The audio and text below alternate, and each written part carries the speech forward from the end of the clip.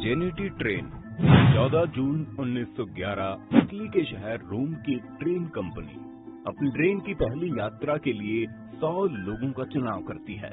क्योंकि ये ट्रेन का पहला ट्रायल था, इसलिए कंपनी अपने प्रचार के लिए और अपने मुफ्त में एक खूबसूरत ट्रेन के सफर का आनंद दिलाने के लिए ट्रेन में उन सबके खाने पीने की चीजों का इंतजाम भी करती है।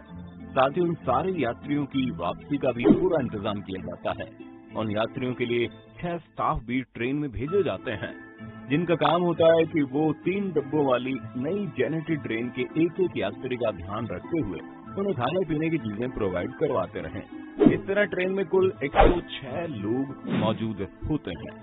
जैसे ही ट्रेन में सब लोग बैठ जाते हैं और ट्रेन को स्टेशन से ग्रीन सिग्नल मिलता है, तो ढेर सारे धुएं के साथ ही ट्रेन का इंजन अपने साथ लगे तीनों डिब्बों को खींचना शुरू कर देता है। जल्दी ट्रेन अपनी रफ्तार पकड़ लेती है। इटली के खूबसूरत रास्तों से गुजरते हुए ट्रेन लोगों को सफर का एक खूबसूरत अनुभव कराते हुए चल रही थी। सारे यात्री खिड़कियों से झांकते हुए आसपास की खूबसूरती को देखते हुए ट्रेन की सुविधाओं का लाभ भी उठा रहे थे। सब कुछ निर्धारित तरीके से चल रहा था। ट्रेन सही समय से चल रही होती है। आसपास के इलाके के लोग भी इस ट्रेन को अपने इलाके से गुजरते हुए देखते हैं। लेकिन तभी उन 106 लोगों के साथ कुछ ऐसा होता है जिससे आज 110 साल बाद भी इटली के लोग हैरान हैं। ट्रेन अपनी रफ्तार से लास्ट स्टॉप के लिए आगे बढ़ ही रही होती है कि रास्ते में लोम्बार्डी टनल आती है। ये टनल करीब 1 किलोमीटर लंबी होती है और यहीं इस टनल के आने से पूरी कहानी की खूबसूरत तस्वीर में डर और हैरानी का काला रंग भर जाता है। वैसे आपको बता दें, ये टनल बहुत वक्त से इस्तेमाल में आ रही थी, इसलिए इस टनल से होकर गुजरना ट्रेन के लिए कोई अलग बात नहीं थी। इसी कन्वेंशनल रास्ते पर ट्रेन पूरे शान से टनल में एंटर करती है। लेकिन दोस्तों, अब अपने कान खोलकर सुनना कि ट्रेन टनल के एक सिरे पर एंटर तो होती है, लेकिन टनल के दूसरे सिरे से बाहर नहीं आती और यहीं पर पूरे इटली के होश उड़ जाते हैं। करीब 1 दिन का समय निकल गया और 106 यात्रियों को लिए हुए 3 डब्बे वाली एक जेनेटी ट्रेन अभी भी लापता है। कंपनी के लोग अपनी जानकारी के साथ तो ये बता रहे होते हैं कि उनके पास ट्रेन की आखिरी लोकेशन लोम्बार्डी टनल की है।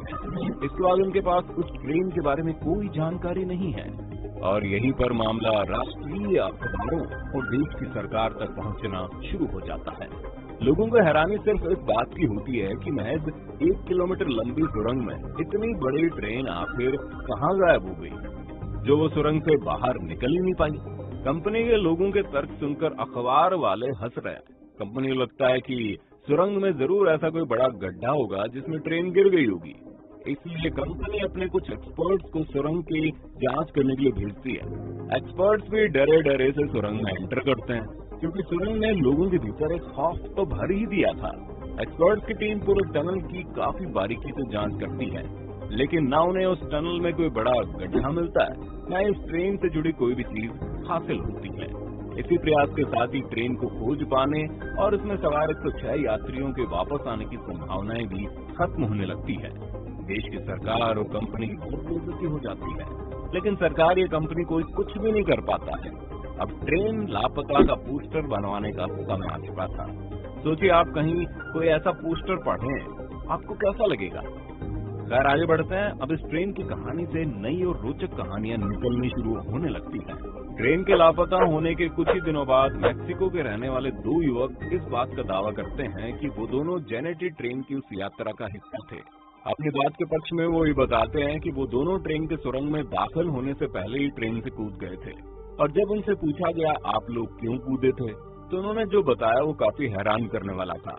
उनका दावा था कि ट्रेन के टनल में एंटर करने से पहले ही ट्रेन में घना काला सफेद धुआं भरने लगा था और साथ ही अजीब सी आवाजें भी सुनाई देने लगी थी, जिससे कि पूरी ट्रेन में दहशत फैल गई। क्योंकि ड्राइवर ने टनल में घुसने से पहले ट्रेन की रफ्तार धीमी कर दी थी, इसलिए वे दोनों उस ट्रेन से कूद गए। लेकिन कूदने के दौरान उन्हें काफी चोटें भी आई और वे वहीं बेहोश पड़े रहे, जिस वजह से उन्हें इस बारे में कुछ भी पता नहीं चला कि ट्रेन के साथ आखिर हुआ क्या था। हम लोगों ने लगातार बातचीत और जांच पड़ताल के दौरान कुछ ऐसा हासिल नहीं किया जिससे कि उनकी बातों को सच माना जा सके, क्योंकि उन दोनों की ही मानसिक स्थिति ठीक नहीं थी। लेकिन इसके कुछ ही दिनों बाद एक और ऐसा दावा सामने आया जिसने लोगों को फिर से सोचने पर मजबूर कर दिया। ये दावा था मैक्सिको के एक डॉक्टर का, जिसने बताया इस हादसे के अगले दिन उनके यहाँ पर कुल 104 लोग इलाज करवाने आए थे, जिनमें सारे के सारे मानसिक रूप से बीमार थे। डॉक्टर ने बताया उसने ये जानने की काफी कोशिश की उनके साथ हुआ क्या है, लेकिन ऐसा करने में वो नाकामयाब रही, क्योंकि उन सब की हरकतें इतनी अजीब थी कि उन्हें कुछ समझ ही नहीं आया।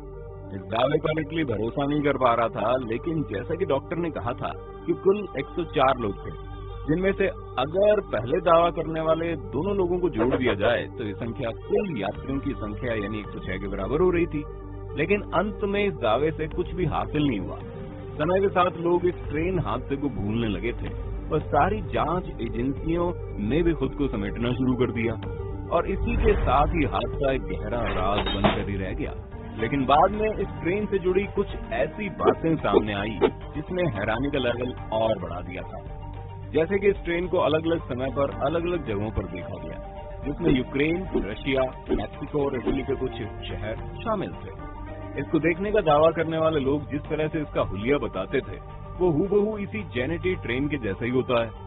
इसी के साथ एक और ऐसी बात इस ट्रेन के बारे में सुनने में आती है जो ज्यादा ही हैरान करने वाली है, लेकिन इस बात से इस ट्रेन की गुत्थी कुछ हद तक सुलझती हुई नजर भी आती है। हुआ कुछ यूं कि मैक्सिको में बिल्कुल ऐसी ट्रेन यानी जेनेटी ट्रेन को देखने के बारे में कहा जाता है और वहां साल 1840 यानी जेनेटी के जन्म से करीब 70 साल पहले ही उसे मैक्सिको में देख लिया गया था। अब आपको लगेगा कैसे ये दावा चीजें साफ करता हुआ नजर आ रहा है। तो बात कुछ यूं है भाई साहब कि मैक्सिको के इस दावे के बाद एक्सपर्ट्स ने वही सोचा जो सोचना चाहिए था। उन्होंने ये बात कही शायद इस टनल में घुसते ही ट्रेन स्थान यात्रा को छोड़कर समय यात्रा पर निकल गई। इसी वजह से उसका कुछ पता नहीं चला और वो टनल के बाहर कभी निकली ही नहीं। और यही कारण था कि इस ट्रेन को 1840 में मैक्सिको में देखा गया, क्योंकि मुमकिन है कि वो टाइम ट्रेवल करके पास्ट में चली गई हो। आपको क्या लगता है आखिर इस ट्रेन के साथ क्या हुआ होगा? क्या सच में वो ट्रेन टाइम ट्रेवल का शिकार हो गई? हमें कमेंट में बताइए ना। अगर आज की ये वीडियो पसंद आई तो इसे लाइक करने के साथ साथ अपने दोस्तों और रिश्तेदारों के साथ शेयर कर देना। अगर ये वीडियो यूट्यूब पर देख रहे हो तो चैनल को सब्सक्राइब करके बेल आइकन दबा दो। अगर फेसबुक पर देख रहे हो वीडियो तो फेसबुक पेज को लाइक कर दो। फिलहाल के लिए इतना ही, अभी के लिए हमें दीजिए इजाजत। आपसे मुलाकात होगी अगली वीडियो में। शुक्रिया।